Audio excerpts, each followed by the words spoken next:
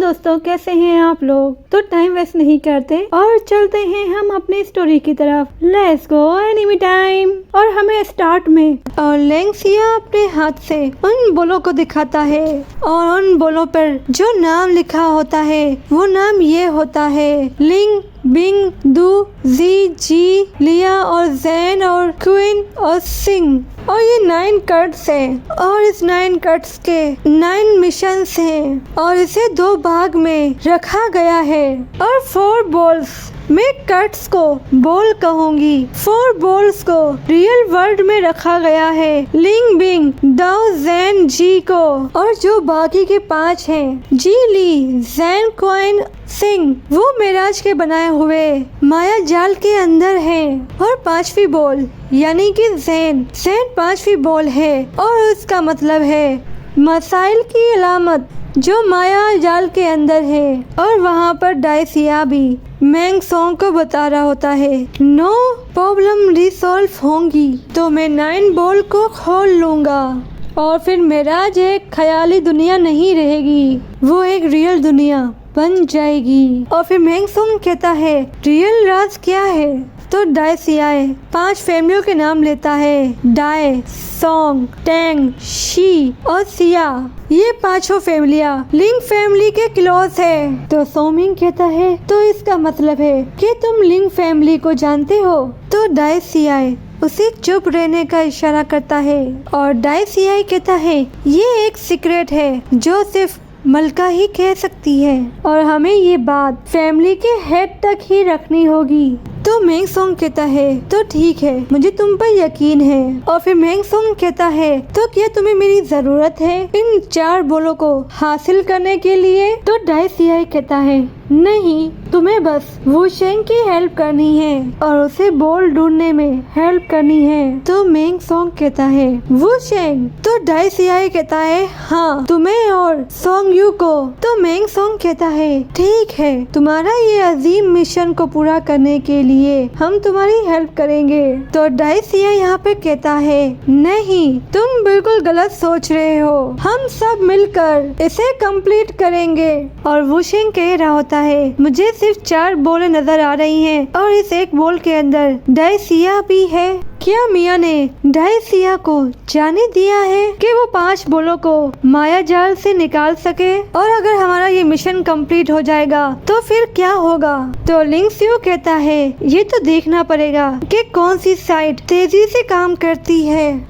तो वुशेंग कहता है तुम्हारा मतलब क्या है। तो लिंगसियो कहता है मैं इसके बारे में ज्यादा तो नहीं जानता, अगर इन सभी बोलों को फास्ट सॉल्व किया गया तो एम्पायर सिटी की शान फिर से आ जाएगी, तो सभी लोग जान जाएंगे कि आप जानते हैं और साथ ही ये दुनिया भी खत्म हो जाएगी और ये रात सिर्फ एक मलका के पास है। और लिंगसिया के पीछे एक बोल शाइन हो रही होती है जिसे ये दोनों देख रहे होते हैं और लिंगसिया कह रहा होता है 5 बोल में से एक बोल को सॉल्व कर लिया गया है और अब इसका मतलब है माया जाल के अंदर अब बस 4 बोले हैं। और जैन बोल गायब हो जाती है, टेम्पल दिखाया जाता है और टेम्पल के अंदर वुशेंग होता है और वुशेंग के सामने माइंडफोंग और क्विंग यू होते हैं और उनके हाथ में खाना होता है। तो वुशेंग उनके पास आता है, क्विंग यू खाने पर इशारा करता है जिसे वुशेंग ले लेता है। माइंडफोंग कहता है लिंगसियो ने कभी भी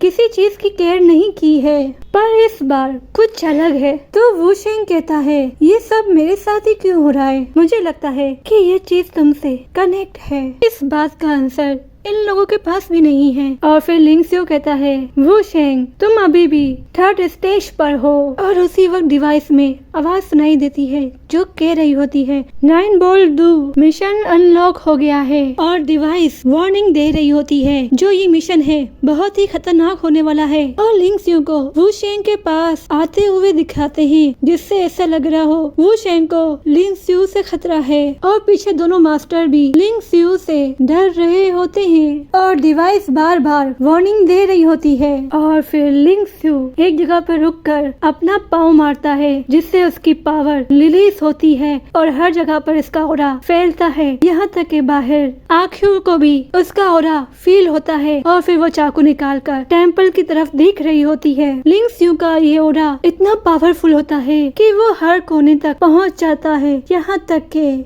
डाइसिया जिस दुनिया में होता है वहाँ पर भी लिंग स्यू का ऑरा फील होता है उसे, और उसे समझ में नहीं आता कि ये क्या था। और मैंग सॉन्ग कह रहा होता है लगता है ग्रेट मास्टर भी इस चीज में इन्वॉल्व हो गए हैं, इसीलिए ये इफेक्ट यहाँ तक दिखाई दे रहा है। और फिर डाइसिया कह रहा होता है ये है कौन, और वहाँ पे वो दोनों मास्टर भी लिंग स्यू से डर रहे होते हैं। और लिंग स्यू आराम से आकर उससे कह रहा होता है अगर आप अभी भी 3rd स्टेज पर हैं, पर जो तुम्हारा लेवल है वो एक तरह से टॉप मास्टर से मिलता जुलता है, तो वू शेंग कहता है अब मुझे किसी भी चीज में बिलीव करने में टाइम लगता है। और लिंग स्यू हंसता है और कहता है वू शेंग अब हम सभी तुम्हें इस दुनिया की डेस्टिनी को तुम पर ही निर्भर करते हैं। तो वू शेंग कहता है मैं खुद ही होमलेस पर्सन हूँ। तो लिंग स्यू कहता है अगर तुम इसमें सक्सेस नहीं हुए तो पूरी दुनिया के लोग ही होमलेस हो जाएंगे। और अब वू शेंग को अपनी ही एबिलिटी मिशन मजाक लग रहा होता है। क्या तुम्हें ये लगता है कि मेरे अंदर इतनी सलाहियत है कि मैं ये मिशन कर पाऊंगा? तो लिंग स्यू कहता है क्विंग ने इन 2 प्लेन को बनाया है और ये इनमें से एक है, और अगर देखा जाए 100 साल गुजर गए हैं और सभी लोग आहिस्ता आहिस्ता इसे भूल गए थे, यहाँ तक कि मुझे भी ये याद नहीं था। वू शेंग तुम बहुत ही अच्छे इंसान हो और तुम्हारे अंदर जो स्पिरिट है वो बहुत ही ज्यादा पावरफुल है जिसे कोई भी तुम पर टच नहीं कर सकता। और अगर तुम्हारी स्पिरिट और तुम एक साथ नहीं चल सके तो तुम्हें कभी भी अपनी असली सलाहियत के बारे में कभी पता नहीं लगेगा। तो वू शेंग कहता है ठीक है। और वू शेंग फिर अपने मास्टर का नाम बताता है जिसका नाम याजी होता है। जैसे ही वू शेंग मास्टर का नाम बताता है उसी वक्त लिंग स्यू कहता है क्या मैं इसे खा सकता हूँ? जिसे सुनकर वू शेंग हैरान हो जाता है, तो वो अपनी बात चेंज करके कहता है हम इसे बाद में खाने के बारे में सोचेंगे। तो लिंग स्यू कहता है मुझे लगा है कि ये तुम्हें थोड़ा सा मुश्किल फेस करना पड़ेगा, इससे तुम्हारे हथियार को हेल्प मिल सकती है। और लिंग स्यू से क्या समझाना चाहता है बन अल्फाज में ये अभी वू शेंग नहीं समझा है। और मुझे लगता है लिंग स्यू को बहुत कुछ पता है और वो कोई आम इंसान नहीं है, क्योंकि जिस तरह की इसकी पावर है इससे तो साफ साफ लगता है कि ये बहुत ही ज्यादा पावरफुल है। पर इसने इस तरह का गेटअप क्यों रखा है? और हमने इसे सीजन 1 से लेकर अब तक जो देखा है इसकी हालात बहुत ही बुरे दिखाए हैं,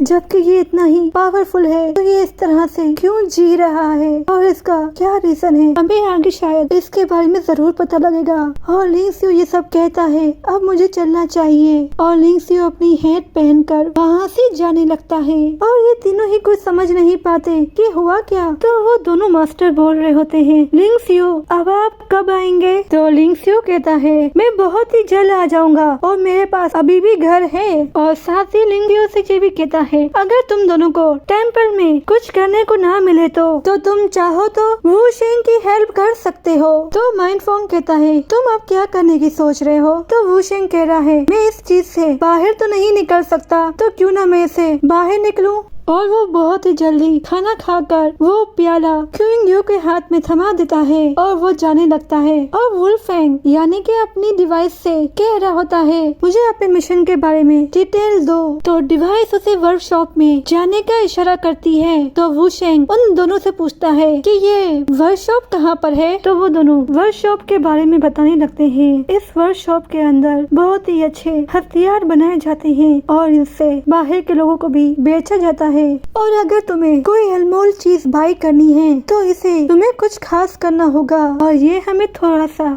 आगे पता लग जाएगा। और वू शेंग ने अपना गेटअप चेंज कर लिया होता है और वर्कशॉप के सामने आ गया होता है और डिवाइस में स्क्रीन शो होती है जो उसे लोकेशन बता रही होती है कि तुम्हें यहाँ जाना है। और डिवाइस थोड़ा सा वू शेंग पर प्रेशर डाल रही होती है जिसे वू शेंग को समझ नहीं आता। जब से मैंने इसे रिफ्रेश किया है कि ये मुझ पर ही बॉस जैसे ऑर्डर दे रही है। तो डिवाइस कहती है मैं तो बस थोड़ा सा तुम्हें तुम्हारे मिशन पर फोकस करवा रही हूँ। और फिर फिर वुशेंग को हंसी आती है और वुशेंग वर्कशॉप के दरवाजे की तरफ निकल पड़ता है और वुशेंग दरवाजे की तरफ जा ही रहा होता है। उसी वक्त वुशेंग को अपने स्क्रीन में नीचे की तरफ जाने का लोकेशन मिलती है, जिससे वुशेंग को समझ में नहीं आ रहा होता कि ये लोकेशन अंदर जाने की जगह पर यहाँ नीचे जाने को क्यों कह रही है। तो वुशेंग अपने डिवाइस से कहता है, क्या तुम्हें इतना बड़ा दरवाजा नजर नहीं आ रहा कि तुम मुझे यहाँ पर नीचे जाने को कह रही हो? और डिवाइस कह रही होती है कि मेरा जजमेंट गलत नहीं है, तुम्हें यहाँ नीचे ही जाना है। और वो कुछ और कह रही हो इससे पहले वर्कशॉप का दरवाजा ओपन होता है और वहाँ से एक आदमी निकलता है और वुशेंग उसे देख कर कहता है, एमआर टेक्नोलॉजी यहाँ पर इस तरह की टेक्नोलॉजी क्या कर रही है? और उसे भी ये थोड़ा समझ में नहीं आता कि ये प्रोग्राम आदमी यहाँ कैसे। तो वो प्रोग्राम उससे पूछ रहा होता है, तुम कौन हो और तुम यहाँ क्या कर रहे हो और तुम कहाँ से आए हो? और उसे माइंड फॉर्म की बातें याद आती हैं। वुशेंग, तुम अपने बारे में किसी को भी नहीं बताओगे क्योंकि तुम एक तरह से कातिल हो। इस दुनिया में एक कातिल के हैसियत रखते हो और सभी लोग तुम्हें अच्छे से जानते हैं, तो तुम्हें अपनी पहचान को छुपाना होगा। तो वुशेंग कहता है, मेरा नाम टैंग लैंग है और मेरे मास्टर का नाम मैंग फेंग है और मैं लिजू टेम्पल का स्टूडेंट हूँ। मैं यहाँ पर बस एक अच्छा सा हथियार लेने के लिए आया था क्योंकि मुझे मेरे मास्टर ने यहाँ के बारे में बताया था। तो वो प्रोग्राम कहता है, ओह तो तुम टैंग लैंग हो, तो तुम लिजून टेम्पल से आए हो, क्या तुम टैंग फैमिली से ताल्लुक रखते हो? तो फौरन वो अपनी रिंग से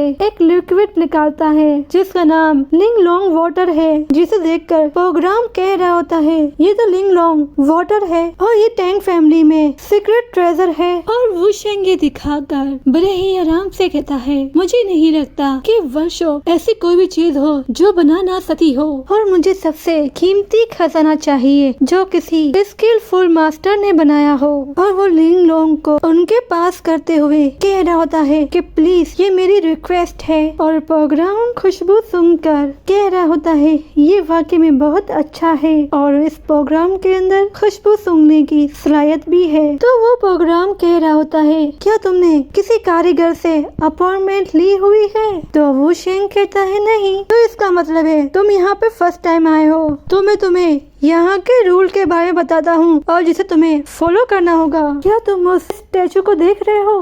तो तुम्हें अपनी तलवार या किसी भी हथियार से उस पर अच्छा सा निशाना लगाना है और तुमने उस स्टैचू के अंदर जितना गहरा निशान किया तो तुम्हें उतना ही अच्छा कारीगर के हथियार मिलेंगे। और अगर हम उस स्टैचू को देखें तो उसके अंदर पहले से ही बहुत सारे निशान होते हैं। और वो प्रोग्राम ये भी कहता है, और हो सकता है तुम्हें सीक्रेट हथियार भी मिल जाए। और यहीं पे हमारी स्टोरी का एंड होता है। नेक्स्ट पार्ट में मिलेंगे, जब तक के लिए बाय बाय।